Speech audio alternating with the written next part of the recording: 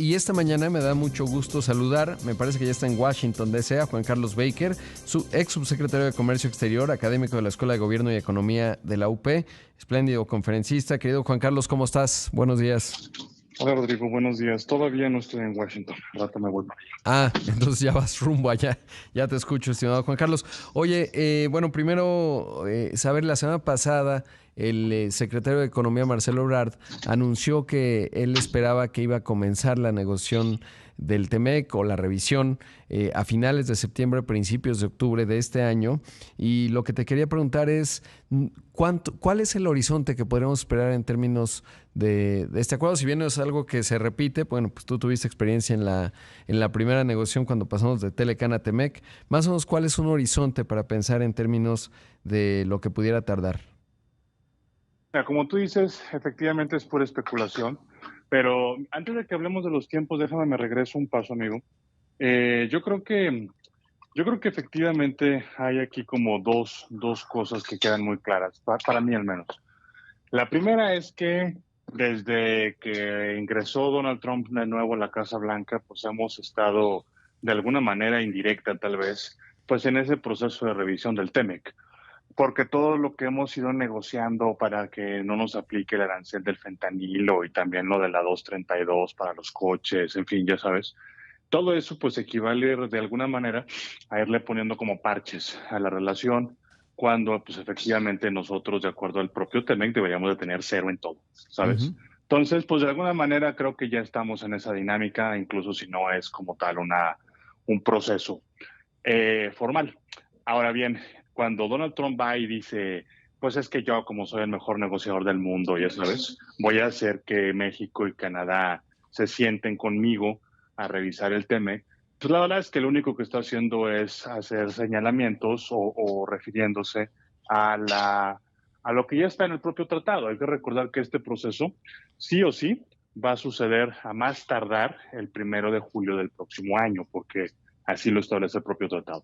Entonces, estableciendo esos dos puntos, primero que esto de todas formas iba a suceder y que segundo, de alguna manera ya estamos ahí, yo creo que los tiempos que el secretario Ebrard estaba mencionando tienen, insisto, es una especulación, pero tienen que ver con dos factores. El primero es que en Estados Unidos existe una serie de procedimientos que no se puede saltar el Ejecutivo, incluso Donald Trump no se puede saltar. Y eso pues implica una serie de consultas públicas, hay que pedir comentarios a los participantes, seguramente se van a agendar audiencias en el Congreso, porque pues hay gente que le interesa mucho este tema por allá, y pues todo eso debe de tomar entre 6 y 8 meses, más o menos. Entonces, pues si empezaron a tomar pulso a través de todo esto, recordarás que por ahí en un memorando el presidente Trump, el que se llamaba el America First Trade Policy, ¿no? La política comercial del America First, que se salía en abril, marzo, abril de este año, ya se daban las instrucciones para que se iniciaran esos procedimientos de consulta. También el otro factor que se tenía que tomar en cuenta, pues era la elección en Canadá. Hasta que no hubiera un mandato de un nuevo primer ministro, seguramente pues Canadá, el gobierno del primer ministro Trudeau que se fue, y ahí la parte pues que hubo un poco de limbo hasta que se eligió al nuevo primer ministro Carney, pues eso de alguna manera impedía, en el sentido procesal, que se lleva adelante esto. Entonces, perdón aquí toda todo el rollo para decirte, yo creo que sí es factible, como dice el secretario Brad, que a finales de este año, tal vez por ahí de principios del próximo, si se te atoran las vacaciones o si, no sé, puede haber algunos delays, algunos retrasos. Yo creo que sí es posible que se inicie ese proceso en ese tiempo. ¿Cuánto durará? Pues quién sabe. La vez anterior que hicimos esa revisión del NAFTA al TEMEC nos tomó poco más de un año y en ese instante fue un récord. Nunca se había negociado un acuerdo comercial con esa magnitud, con esa profundidad en un tiempo tan corto, ¿no? Yo creo que aquí las presiones económicas, la incertidumbre de todo lo que comentabas en el bloque anterior y el hecho de que vas a tener elecciones primarias pronto, pues serían un gran incentivo para que el proceso se haga de una manera pues muy ágil, ¿no? Claro, y esto que mencionas es clave en términos de ya en el Freedom Day, como le llamó Donald Trump, cuando aplicó aranceles, los anunció para todo el mundo, dijo que una vez pasada la ley de poderes económicos de emergencia internacional, es decir, este asunto en donde le aplica arancel a México y a Canadá por el tema del fentanilo y la migración, pues una vez que pasase eso, ya iban definiendo en ese documento, ya no el arancel de nación más favorecida, para lo que no entra dentro del TEMEC, sino de 12.5%, que, bueno, pues es importante por lo que dices, ya estamos negociando, de hecho, prácticamente cada semana está alguien de la Secretaría de Economía en los Estados Unidos y parece que es realmente muy intenso este diálogo, a entender pues cómo va a ir aterrizando. Ahora, ¿qué dice la letra del TEMEC vinculado al entorno jurídico y las instituciones? Obviamente lo pregunto porque ¿qué tanto la reforma del Poder Judicial puede entrar en la negociación o puede chocar con lo que dice el TEMEC? Entendiendo, y lo que acabas de mencionar, pues hay cierta arbitrariedad de lo que decide Donald Trump coyunturalmente. Entonces, bueno, pues simplemente para tener los márgenes de lo que está escrito y si esto pudiera interseccionar con lo que, pues todo este proceso de la elección de jueces, magistrados y en general todo el Poder Judicial. Claro, pues mira, tiene que ser desde luego un tema de interpretación. O sea, en el TEMEC, en ningún tratado, obviamente tampoco en el TEMEC, ¿no? Pero en ningún tratado, pues ningún país va a aceptar una obligación de que jamás va a cambiar sus leyes. O sea, eso no solamente sería pues profundamente inquietante, sino además pues una muy mala herramienta de negociación, ¿sabes? Nunca puedes anticipar cuáles van a ser las condiciones futuras, nunca puedes anticipar necesidades que tendrá tu país, entonces no hay nada en el TEMEC, esto es para decirte que no hay nada en el TEMEC, pues que le impida a México tomar sus decisiones constitucionales o de leyes o todo lo demás. Entonces, yo creo que ese sería un primer argumento que se esgrimiría si hay algún tipo de inquietud o de controversia, incluso, pues a ver, México tiene el derecho de cambiar sus leyes. Pero aquí es en donde entra el factor de la interpretación, Rodrigo. Yo pienso que muchas de las cosas que se han hecho, como lo de la desaparición de los órganos autónomos, la reforma energética, posiblemente incluso la propia reforma judicial, pues lo que están haciendo en esencia es cambiar las reglas del juego. O sea, tú ya no tienes la garantía de que va a haber un trato equitativo en el argot de los inversionistas, le llaman el trato mínimo, ese es uno. El otro también es el trato justo y equitativo, donde, bueno, hay una presunción de que tú vas a tratar a los operadores económicos de esos países pues de la misma manera todos parejos y que le vas a dar un acceso real a la justicia, a la transparencia, a la rendición de cuentas, etcétera. Entonces, pues sí, puedo imaginarme que este tipo de decisiones alguien las va a interpretar como que eliminan de plano todas estas condiciones y pues por lo tanto hay un caso.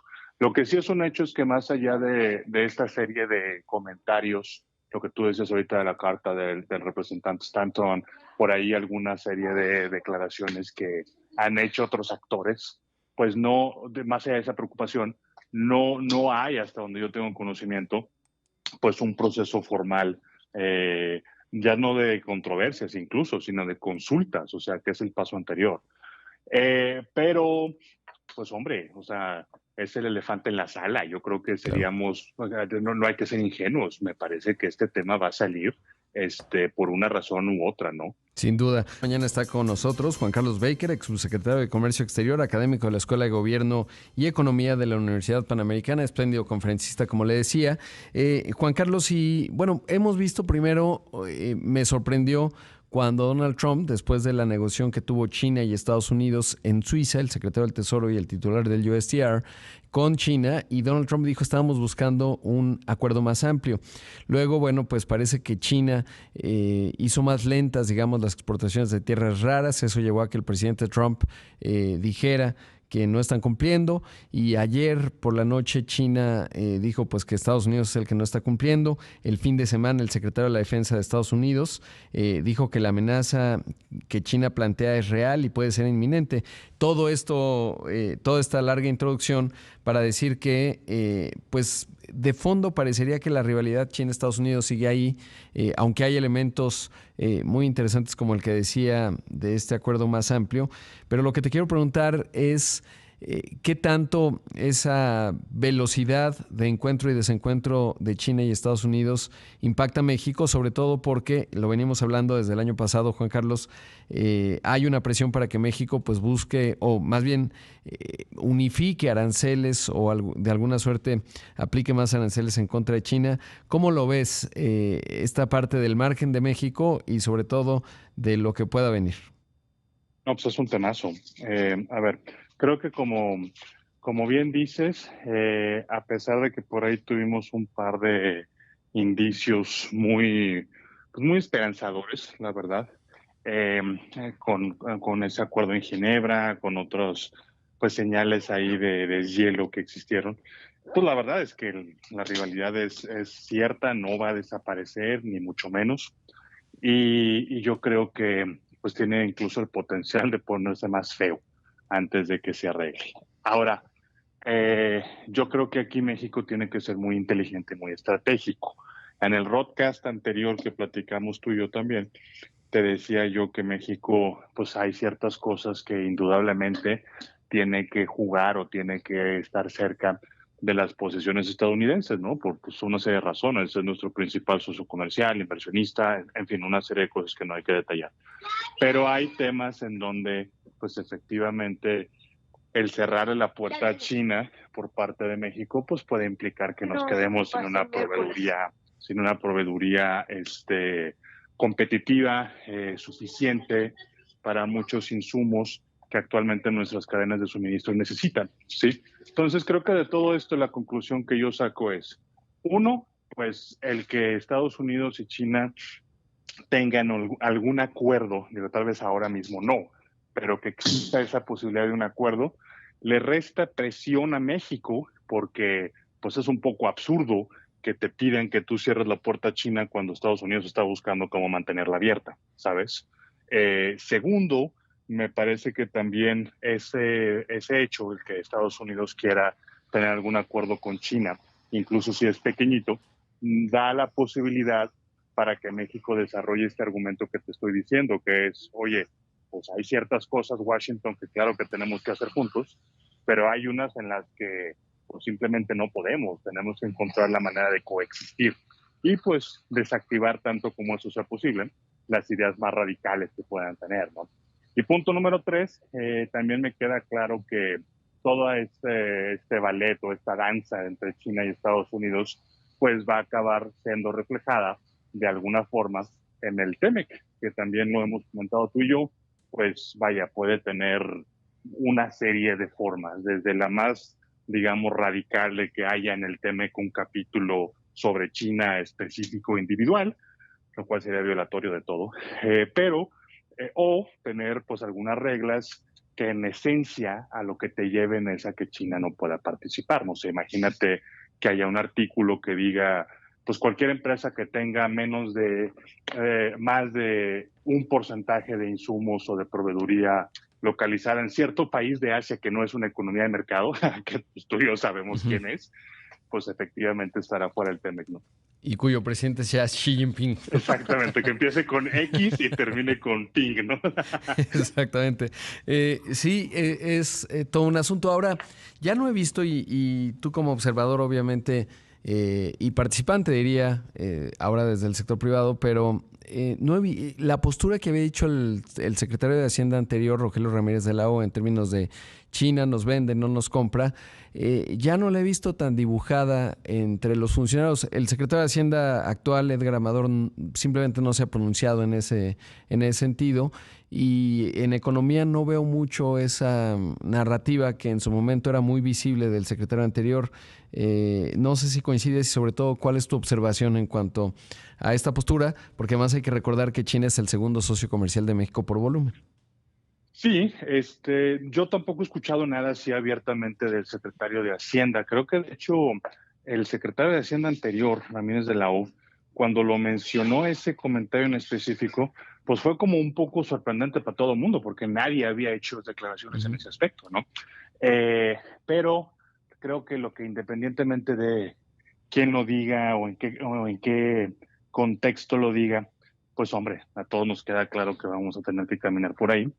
Y regreso al comentario anterior, perdón que sea repetitivo, pero lo que tiene que hacer México desde mi perspectiva es desarrollar una relación inteligente y estratégica con China. No puedes pretender vivir en un mundo en donde China no existe, pero pues vaya, tiene que haber otra serie de objetivos en los cuales la reflexión sobre qué tanto China desea jugar o no, pues es muy válida. Y creo que ahí nadie te puede decir nada, porque incluso pues una parte importante del desarrollo industrial de China fue de esa forma, o sea, haciendo Ujú. esta selección de qué sectores, en qué empresas, qué países pueden participar, ¿sabes? Claro. De hecho, estoy viendo una nota de la Asociación de Vehículos de Pasajeros de China, que la consigna el Reforma esta mañana. Dice que México lidera la adquisición de autos hechos en China y es interesante porque me puedo imaginar cuando revisen, digamos, lo que mencionabas, ¿no? Estamos ya en la negociación o renegociación del TEMEC por la intensidad de ello, pero cuando se vea capítulo por capítulo, pues este es un dato importante que va a llamar la atención de Estados Unidos y Canadá, particularmente porque ellos pues le han aplicado un 100% de arancel y básicamente no hay coches de marcas chinas en Estados Unidos, aunque sí los hay chinos porque pues los Tesla se fabrican en China y otros coches también. Así Así que es. es importante verlo. Juan Carlos, como siempre te agradezco y como siempre seguimos en contacto y diálogo. Seguro que sí. Un abrazo ahí cuando regrese de Washington y donde en algún lugar del mundo que tú estés también, coincidamos y platiquemos de nuevo. Exacto. Gracias, Juan Carlos. Ahí Un abrazo. escuchamos a Juan Carlos Baker, ex subsecretario de Comercio Exterior, académico de la Escuela de Gobierno y Economía de la UP, espléndido conferencista. Le mandamos un abrazo y seguimos con más.